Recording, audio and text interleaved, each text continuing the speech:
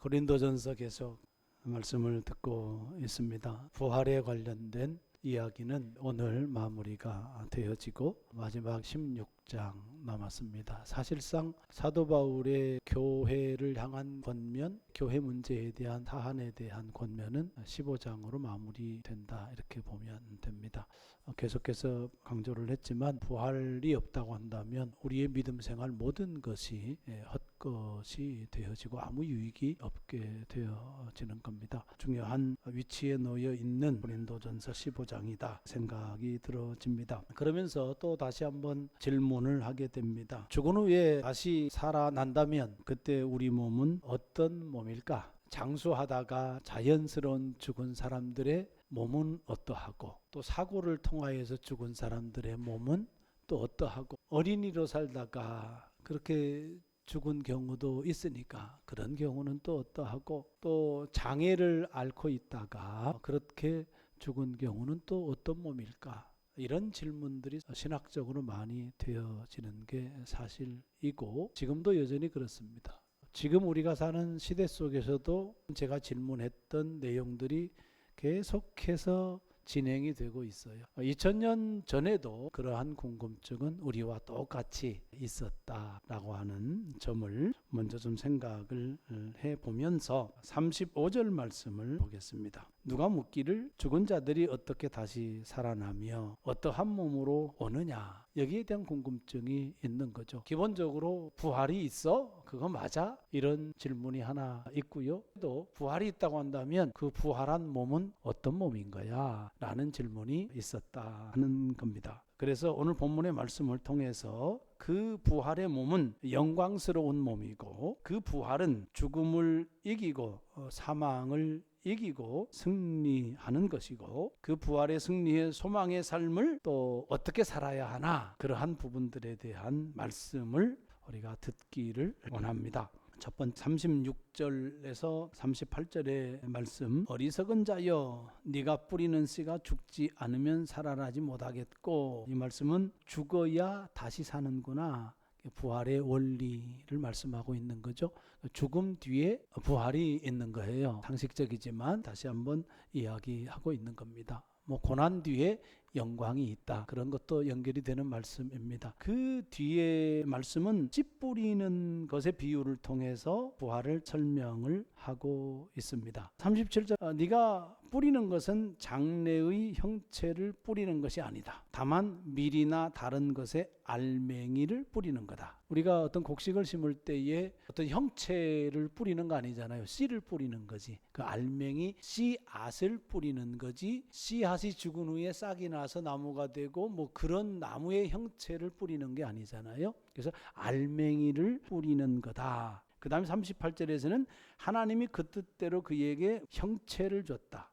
각 종자에게 그 형체를 주었다. 씨마다 다 다른 형체가 있는 거예요. 감자를 심으면, 고구마를 심으면, 파를 심으면, 상추를 심으면 씨에 맞는 형체를 갖춘 것에 싹이 나고 자란다라고 하는 것을 이야기를 하고 있습니다. 그러면서 쭉 길게 39절 이하에서 전혀 다른 모습, 씨가 다르고 이후에 싹이 나고 자란 그 형체도 다르다라고 하는 것을 이야기하면서 우리가 살아가고 있는 지금 우리의 몸의 형체와 부활의 형체는 다르다라고 하는 것을 설명을 하고 있습니다. 자, 여기서 하나 기억돼야 할 것은 씨의 알맹이하고 그 다음에 싹이 나서 자란 형체하고 연결이 되어 있는 거잖아요. 영속성을 말씀을 하고 있는 거예요.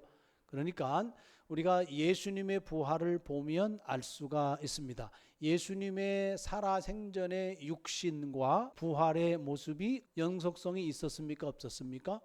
있었잖아요. 그것을 말씀을 하고 있는 거예요.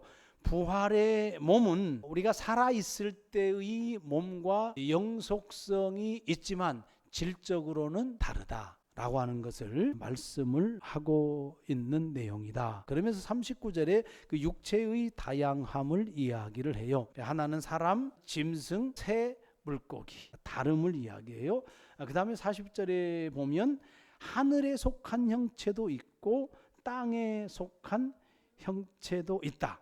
그러면서 무엇을 꺼내냐면 하늘에 속한 것의 영광이라고 하는 단어를 꺼내요. 하늘에 속한 것의 영광이 따로 있고 땅에 속한 영광이 또 따로 있다. 해와 별과 또 별의 달의 영광이 또 다르다. 그래서 존재하는 것의 다양성을 이야기를 하고 있습니다. 다 다르다는 이야기예요. 이 땅에서 살아가고 있는 모습, 형체는 다양하다, 다르다. 그것을 이야기를 하면서 사도 바울이 따로 하고 싶은 것이 뭐냐면 부활의 몸은 우리가 이 땅에서 사는 육체로 살아가고 있는 이것과는 전혀 다른 차원이다 라고 하는 것을 말씀을 하고 싶은 겁니다. 그러면서 42절 말씀 보면 죽은 자의 부활도 그와 같으니 다르다는 것을 이야기하고 싶었던 거죠. 앞부분에서 썩을 것으로 심고 썩지 아니할 것으로 다시 살아나며 지금의 육체는 썩는다 그러죠. 근데 부활의 몸은 썩지 않는다. 그 말을 이야기하고 있는 거고 43절에 보면 욕된 것으로 심고 영광스러운 것으로 다시 산다. 욕된 것과 영광스러운 것이 대비가 됩니다. 이 영광이라고 하는 것은 사실은 하나님의 본질이 투영되는 것, 하나님의 말씀이 표현되는 것. 여러분의 입술 속에서 하나님의 말씀이 표현돼. 그게 영광. 여러분의 삶 속에서 하나님의 뜻이 이루어져. 그것이 영광이에요. 자, 그러면 그것이 육적이겠어요? 그것이 욕된 것이겠어요? 아니죠. 거룩한 거죠. 의로운 거죠. 그것과 대비되는 것을 욕된 것으로 이야기를 하고 있는 겁니다. 영광스러운 건데 온전한 영광이다. 그렇게 보면 돼요. 우리가 이 땅에 살아가면서 하나님의 말씀에 순종해서 하나님의 영광이 드러나요. 정말로 저 사람은 미워해야 될 사람인데 예수님의 이름으로 내가 저 사람을 사랑을 해. 그러면 그것이 하나님의 영광이란 말이에요. 그런데 이 땅에서는 그것이 부분적이에요. 그런데 부활의 몸을 입고 영원한 하나님의 나라에 살면 사랑 그 자체가 된다는 이야기예요. 그것이 영광이다. 약한 것으로 심고 강한 것으로 다시 살아난다. 우리는 연약한 존재로 살아가요. 그래서 넘어지고 쓰러지고 죄짓고 등등 그런단 말이에요. 그런데 부활 때에는 이러한 것들이 다 사라져요. 강한 존재가 되어진단 말입니다. 특별히 사단의 세력에 우리가 빠지지 않아요. 그런 측면에서 강한 존재가 되어진다라고 하는 거고 44절 말씀에 육의 몸으로 심고 신령한 몸으로 다시 난다. 뒷부분은 영의 몸이다 이렇게 이야기합니다.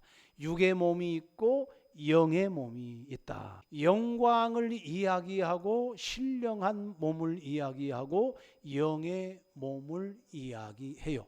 우리가 예수님의 재림 때에 홀연히 변화되는 몸은 영광의 몸이고 신령한 몸이고 영의 몸이다 라고 하는 사실을 말씀하고 있는 겁니다. 자, 그러면서 49절 말씀, 우리가 흙에 속한 자의 형상을 입은 것 같이 또한 하늘에 속한 이의 형상을 입으리라. 45절에서 48절까지의 말씀은 아담도 하나님의 형상이잖아요. 그 형상을 우리가 부분적으로 가지고 살아간단 말이에요. 그리고 하나님의 형상인 예수님이 우리 가운데 오신 거예요. 이제 그것을 설명을 하고 있는데 이 땅에 살아나가면서 우리는 하나님의 형상을 온전하게 회복할 수가 있어요, 없어요? 없는 거예요. 약하기 때문에, 욕된 몸이기 때문에, 또 썩을 몸이기 때문에 그런 거예요.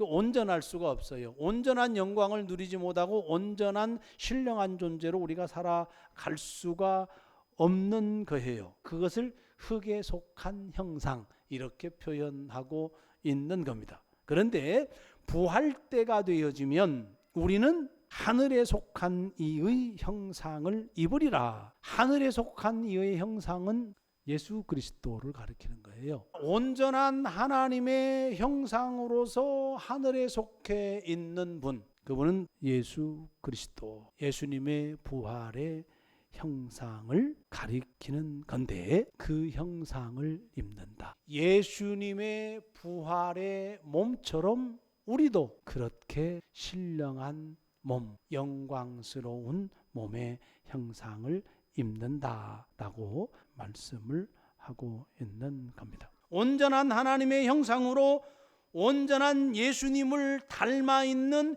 형상으로 되어지는 것, 회복되어지는 것, 이것이 우리의 최종이에요. 그것이 언제 일어나냐면 부활의 때에 일어난다. 예수님의 재림의 때에 일어난다. 그것이 우리의 부활의 몸이다라고 하는 이야기예요. 우리는 지금 연약한 어떤 몸을 가지고 연약한 삶을 살아가고 있어요. 고난을 겪기도 하고 힘겨워하는 삶을 살아가고 있어요. 병들고 늙어가고 죽음과 가까워지는 그런 삶을 우리가 살아가고 있습니다. 그런 삶 속에서 우리가 소망해야 될 것은 온전하게 예수님을 닮아 있는 형상, 자유로우시고 사랑이시고 평화로움 그 자체이신 그 예수 그리스도, 그 하나님, 온전한 의로움이시고 온전하게 거룩하신 그 하나님의 영광 그 자체의 형상, 그 형상이 우리의 최종이라는 이야기예요. 그렇다고 본다면 고단한 인생 속에, 약한 인생 속에, 우리가 아프고 병들고 늙어가고 죽어가는 이 세상의 삶 속에 우리가 소망해야 될 것은 바로 하늘의 형상이다라고 하는 겁니다. 우리의 삶은 이 땅에서 끝나지 않아. 병든 삶으로 끝나지 않아. 힘겨워하는 삶으로 끝나지 않아. 약한 삶으로 끝나지 않아. 이 땅에서의 죽음으로 끝나지 않아. 우리의 삶은 영광스러운 삶이 우리에게 예비되어져 있어. 진정한 사랑과 진정한 의로움과 진정한 평화와 진정한 자유로움을 누릴 수 있는 그 영광이 우리에게 예비되어 있어. 그 소망을 붙잡고 살아야 된다. 사랑하는 성도 여러분, 너무나도 버거운 삶을 살 때가 있어요. 한 사람을 감당하기 힘든 삶을 살 때도 있어요. 경제적인 부담 속에서 살아갈 때도 있습니다. 내가 내 자신의 한계 속에서 무기력하고 불안해하고 두려워하며 살아갈 때도 있습니다. 그럴 때 최종적으로 기억해야 될 것은 내 삶은 여기가 끝이 아니고 하나님의 나라, 그 영광의 나라, 거기가 끝이야. 그 소망이 있으니 내가 이 삶을 견디고 버티고 믿음으로 이기며 살아갈 거야. 그 부활의 소망을 붙드는 삶을 살아가기를 주의 이름으로 축복합니다. 두 번째 50에서 57절 말씀, 혈과 육은 하나님의 나라를 이어받을 수 없다. 지금 우리의 육체를 말씀을 하는 거죠.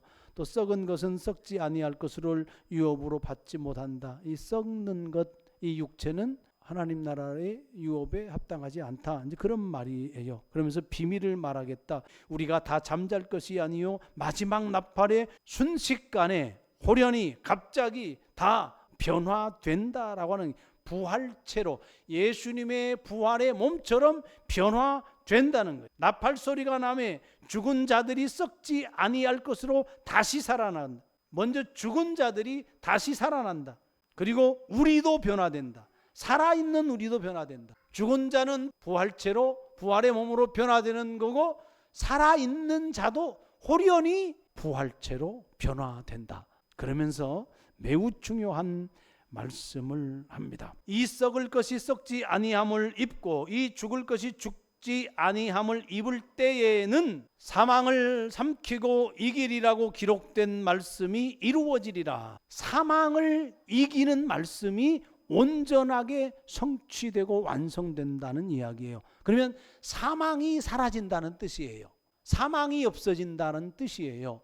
죽음이 없어진다. 죽음이 끝나는 순간이 예수님의 재림 순간이라는 이야기예요. 그 다음에 사망아 너의 승리가 어디 있느냐? 사망아 네가 쏘는 것이 어디 있느냐? 사망이 쏘는 것은 죄다. 독침인 거죠. 죄의 싹은 뭐라고 했어요? 사망이라고 했잖아요. 그러니까 사망이 쏘는 것은 뭐예요? 독침인데 그 독침이 뭐예요? 죄라는 이야기예요. 죄의 싹은, 죄의 결과는 사망이기 때문에. 그런데 죄의 권능은 뭐라고 이야기합니까? 율법이라고 이야기해요. 사실은 율법은 하나님의 은혜로 주어진 말씀이잖아요. 이스라엘 백성들에게 하나님의 은혜로 주어진 말씀이 율법이에요. 생명의 말씀이 율법이에요. 율법은 선한 겁니다. 그런데 율법을 온전하게 지키는 사람이 있어요, 없어요? 없어요. 율법의 기능은 뭐냐면 그걸 죄를 드러나게 해주는 거거든요. 죄를 죄라고 가르쳐 주는 역할을 율법이 해요. 그럼 율법을 통해서 우리가 그거 죄구나 라고 깨닫는 거예요. 이스라엘 백성들이 율법이 없을 때는 저것이 죄인지 아닌지 기준이 없으니까 몰랐단 말이에요. 그런데 율법이 주어지는 순간에 기준이 생겼어요. 그것은 죄야, 그것은 죄가 아니야, 이렇게 되는 거잖아요. 문제는 뭐냐면 죄를 가르쳐 주는데 우리 인간들이 그 죄를 가르쳐 줄 때 죄를 온전하게 끊지를 못하는 거예요. 율법을 다 지킬 수 없는 거예요. 그러면 죄 가운데 빠지는 거예요. 율법이 죄를 가르쳐 주는데 율법을 우리가 온전하게 지키면 그것으로 말미암아 우리가 의롭게 되어지지만 결정적으로 우리에게는 그런 능력이 없어서 율법을 온전하게 지키지 못해요. 그러니까 죄 속에 빠지는 거예요. 율법 속에 빠진다는 이야기는 죄에서 벗어날 수가 없다는 거예요. 그것이 우리 인간이에요. 율법의 의로는 우리가 구원을 얻을 수가 없어요. 그런데 죄를 드러내주는 율법, 그리고 죄, 그로 말미암은 사망이, 죽음이, 예수님의 다시 오심, 그리고 우리가 호련히 변화되는 부활의 몸을 입을 때에는 그것이 역사한다, 역사하지 못한다, 역사하지 못한다. 율법이 폐하여지고 온전히 율법이 완성이 되어지는 순간이에요. 그래서 죄가 죽어 없어지는 거예요. 죄 없는 하나님의 나라가 열리는 겁니다. 죄가 없는 하나님의 나라가 열렸으니 죄의 싹신 사망이 없는 거예요. 여러분, 죄로 점철된 우리의 모습, 그래서 죽음이 끝일 수밖에 없는 우리인데 예수님의 재림으로 말미암아 우리는 부활하게 되어지고 그 모든 죄에서 우리는 자유하게 되어진다. 죽음에게서, 사망에게서 자유하게 되어진다. 우리의 죄의 문제를 우리가 어떻게 하겠어요? 못해요. 예수 그리스도 하나님의 은혜 밖에는 없는 거예요. 은혜로만 구원 얻을 수 있는 거예요. 은혜로만 죄에서 자유할 수 있고 은혜로만 죽음에서 자유할 수가 있는 겁니다. 그러면 우리가 이 땅에 살면서 누구를 의지하며 살아야 되겠어요? 그 완전한 때를 소망하며 더욱 예수 그리스도의 의를 의지하며 하나님의 말씀에 순종하며 살아야 합니다. 그 믿음이 부활의 신앙을 통하여서 있어지기를 주의 이름으로 축복합니다. 마지막 58절 말씀, 그러므로 결론의 말씀이에요.